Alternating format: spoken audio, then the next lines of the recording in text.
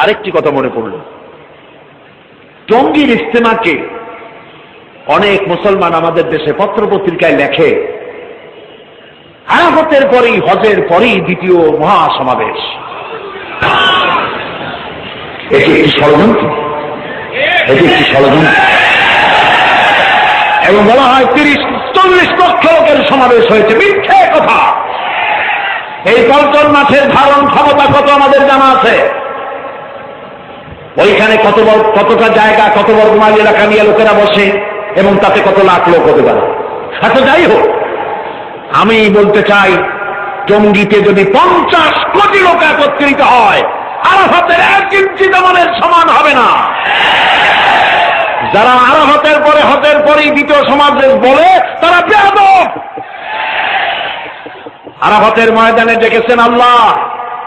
আরাফাতের ময়দানে কে ডেকেছেন? আল্লাহ।